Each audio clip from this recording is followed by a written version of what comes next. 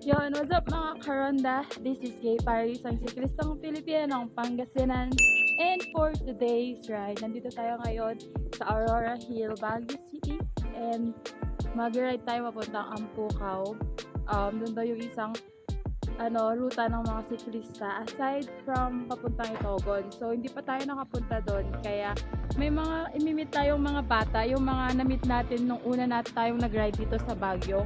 Kasi third day ko ngayon, and hindi ko kasi alam yung mga ruta dito. Kaya, lamig! Time check, 6:45 na. So, yan, may mga sasakyan dito. Yan guys. So, dito kasi sa Baguio, it's either aahon ka muna or lulusong ka dyan. Kaya, depende na lang sa'yo kung saan mo gusto. Pero, every ahon may lusong, every lusong may ahon. Kaya, either ways, madadaanan mo pa rin. Kaya, mas prefer ko pa rin naman yung umaahon papunta kaysa yung umaahon ng pabalik, di ba, pauwi. Yun pala guys, shoutout nga pala sa Sirocco na bib seat na gamit natin. Yan, Sirocco Sports, yan. Sirocco na upper and lower. Yan, bib natin na fit for winter and fit for Baguio ride. So, maganda siya and ginagamit ko rin siya pag nasa Pangasinan ako kasi even though mainit doon, cool naman yung tela niya. Hindi siya ganon kainit. So, hindi siya ganon kakapal. So, carry lang siya. Kaya guys, naman niyo po ako sa ride natin today. And syempre, pag di ka pa nakasubscribe, subscribe ko. Wala daw skip ads. Tara! So, ayun na nga mga karonda, nauna na po yung mga kasama natin. And syempre, hahabulin natin sila. Tara!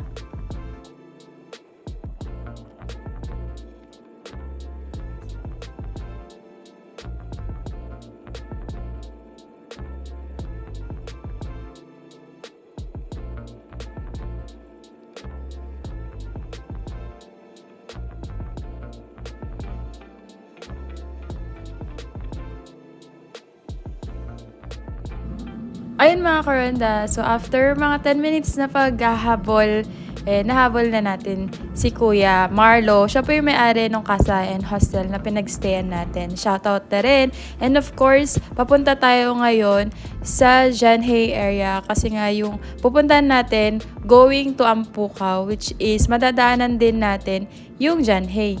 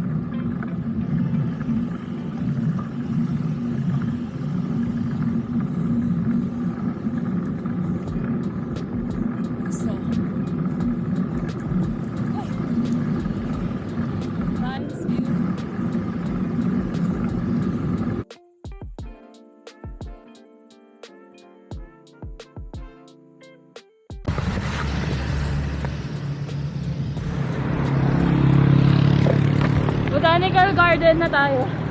Hinihingal na ako. Morning. Hingal ko. Puro ahon na to guys. Woo! Tapos, way ng pa-South Drive. Kaya konting tao.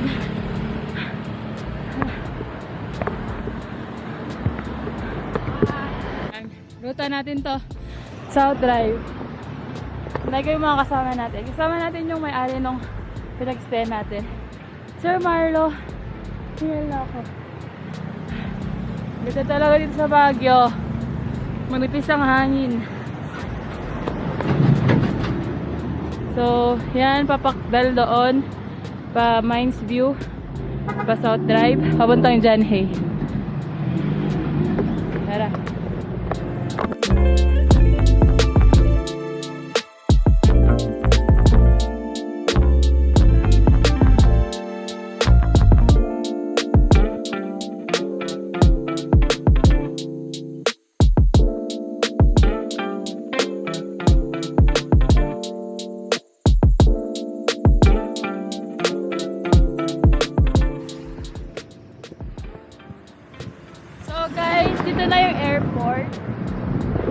tayo dumaan nun.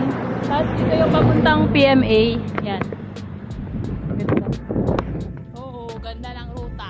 Pero maraming sasakyan dito. Oh.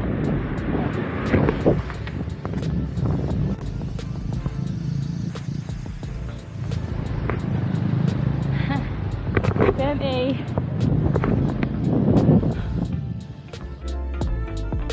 Ayan mga karonda, medyo mahaba din yung ruta natin at syempre wala ding bike lane dito sa area na to, sa Luwakan Road, and kailangan lang natin maging careful kasi maraming sasakyan and jeep na dumaraan dito, kaya dapat nasa gilid lang tayo and mag-give way sa mga mas malalaking sasakyan.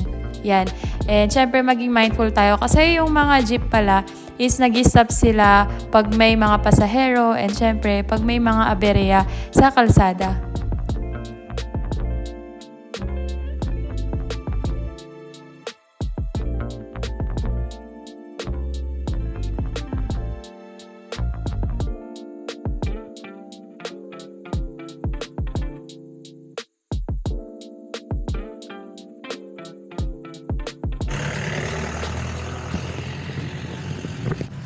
So, hindi ko ulit alam kung saan yung ruta. Kung diretso pa siya dito or sa kapila.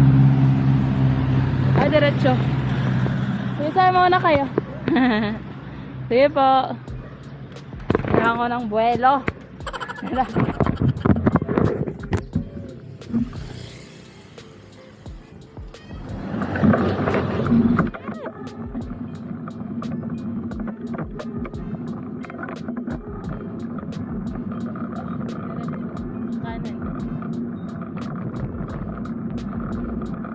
Grabe yung struggle ko dito guys sa pag-ahon. Papuntang Ampukaw kasi nga ang tarik ng mga ahon. Kung sagad naman sa lusong, ganun din kasagad yung mga ahon. Kaya kung makikita nyo dito, mataas po yung ahon dito. Siguro mga around 6% to 7% yung gradient nito. So mataas din guys.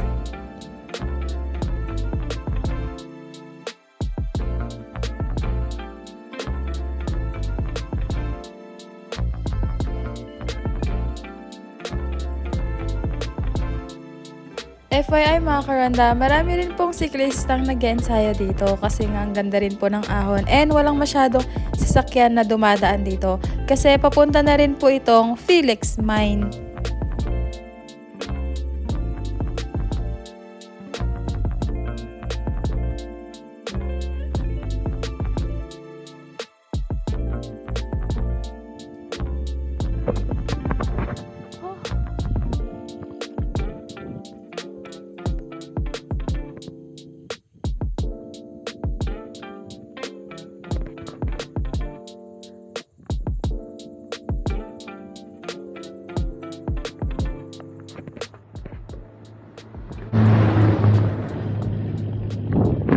So, ito pa lang ang Ampukaw Road, tatagos siya ng Felix Mines.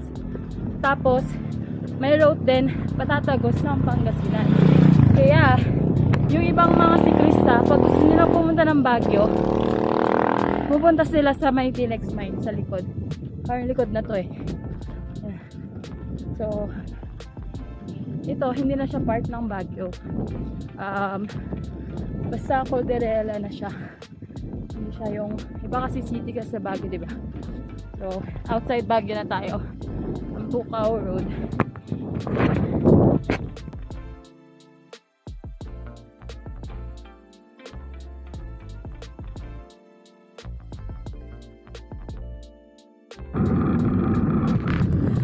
Muntik na ako mahabol ng aso, guys. Grabe. Pero ang ganda.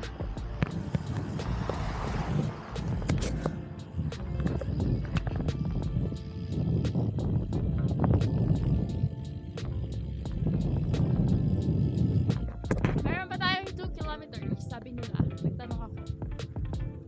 Tapos, wala pa yung mga kasama natin.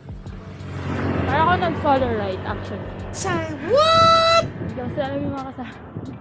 Yung ano eh, mga batang kasama dapat natin. Makapapunta pa lang.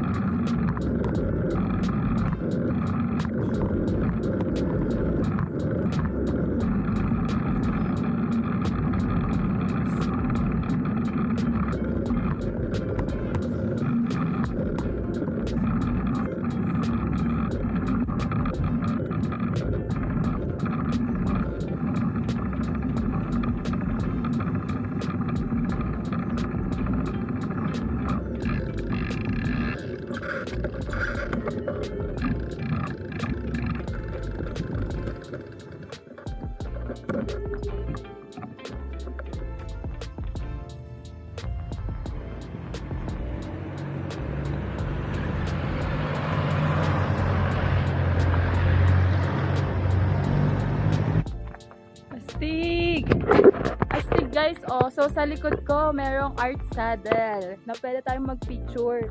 Yan. I got the eye of the tiger, fire, dancing to the fire. Saddle art, ang ganda. Dito tayo ngayon sa Ampukaw. Yan. Kaya natin mga kasama natin. At doon pa ang ruta natin. Mga 1 kilometer na lang siguro to. Pero ang ganda ng art saddle na to, guys. Hello. Hello.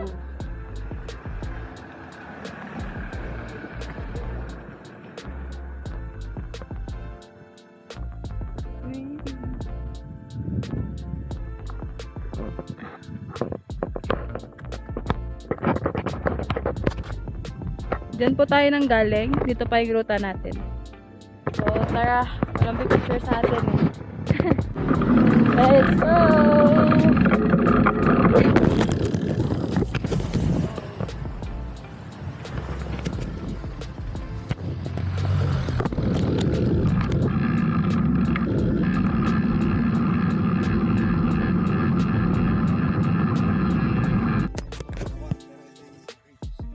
Ridge to.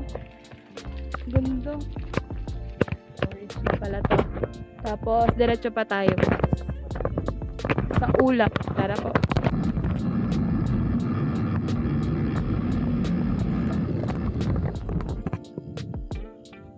Wow, ang ganda!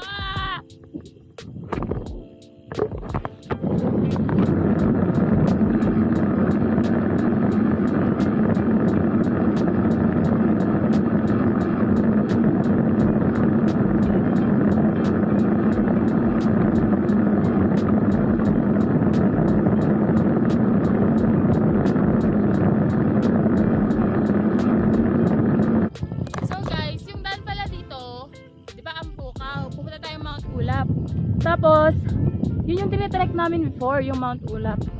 Kasi pwede kang dumaan ng season. Tapos, dadaan ka ng bandang bundok na pa Baguio. So, may mga jeep din na dumadaan dito. Kaya kung hindi natin kayang akyatin, hindi mag-jeep na lang tayo. Charot. Pero kaya yan. So, time check, alas 9. 9:30 pa lang. Ganda ng view, guys.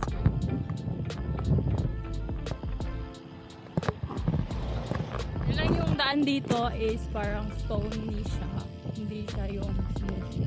Yung iba smooth, pero hindi ganun siya.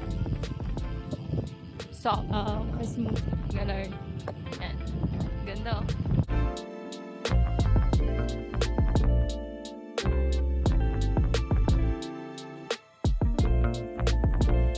Ito yung reason kung bakit gustong-gusto kong umahon dito sa Cordillera kasi napakaganda ng view and syempre hindi tayo magsasawang tignan yung napakagandang bundok and syempre yung creation ni Lord, diba? And sa sobrang enjoyment ko sa ruta, hindi ko na malaya na lumampas na pala ako. Buti na lang sinundo tayo ng isa nating kasama. Sige po. Saan ba? So, napukawak. Ito yung pukaw, guys. Dahil diniretso ko to, mga ano din yun, 2 kilometers. Pero kaya lang kasi banayad yung ahon. Hindi kagaya sa Arteos na matarik. So, dito lang tayo sa may Ampukaw. Mag-picture tayo, sir? Picture. Thumbnail. Yung magandang view.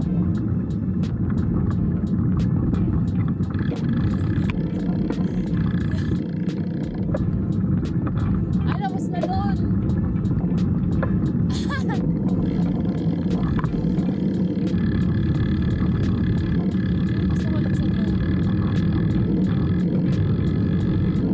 Wala na sina boss, manager.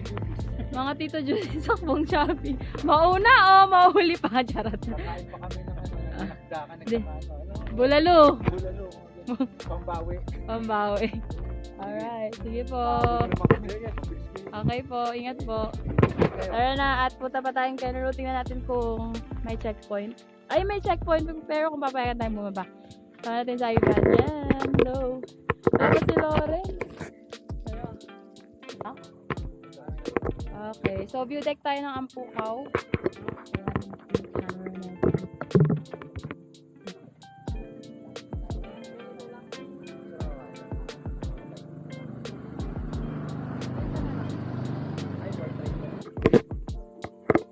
Ganda ng view, guys. Grabe.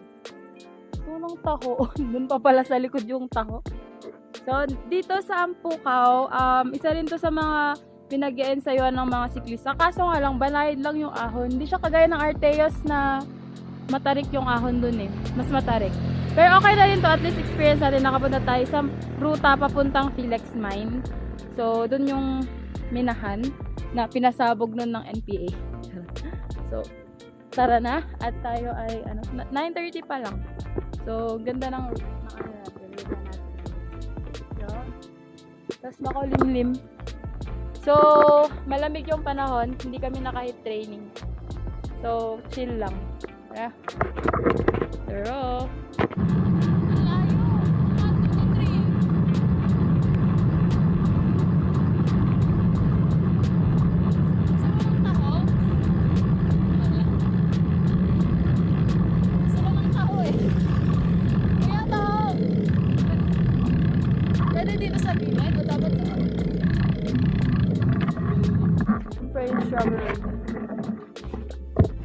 strawberry taho ni Koyas.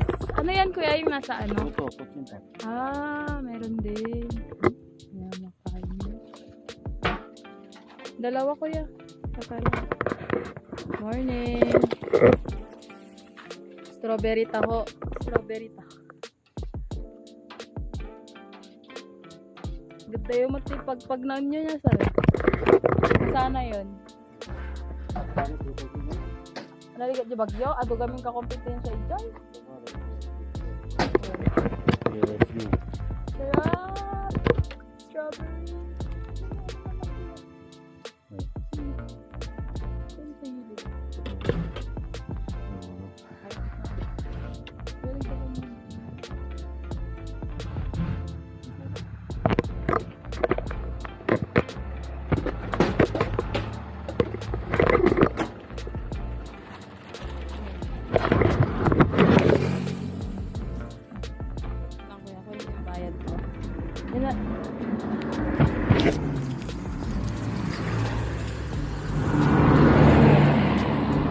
Yan!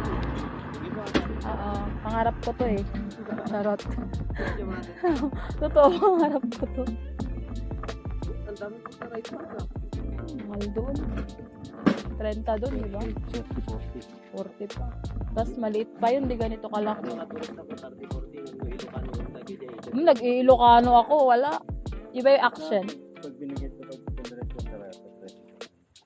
Well.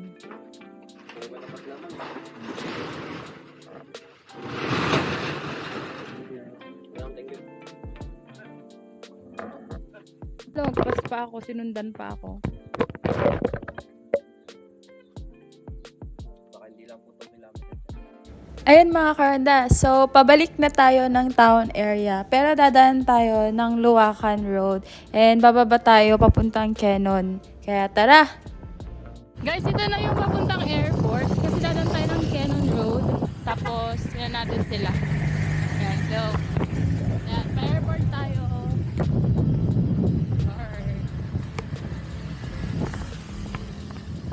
Tapos daan tayo ng Kenon Road. Tapos tatanungin natin kung pwedeng bumaba doon. Kasi mahirap na magbalik-balik dito.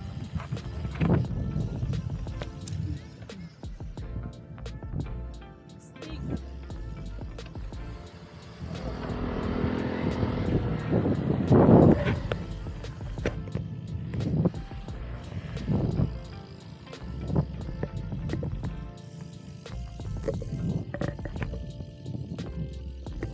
Ito yung dating airport.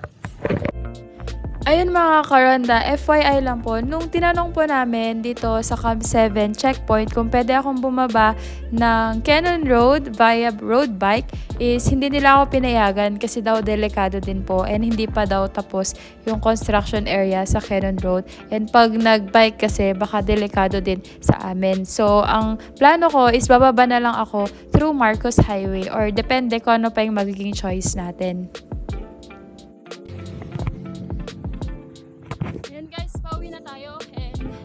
Yun, siguro via Marcos na lang ako bababa. Depende. Pero dito na tayo mag-end. And thank you guys for watching my vlog.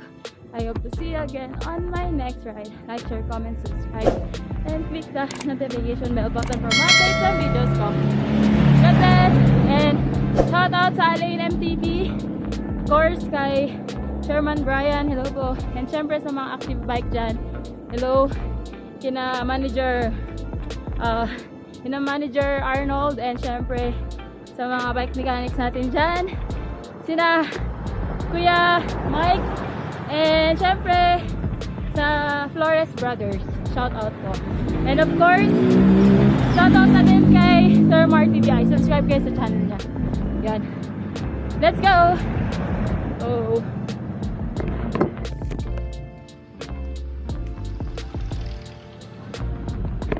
Ay, na sila dun. Yo! Kamusta kay Besh?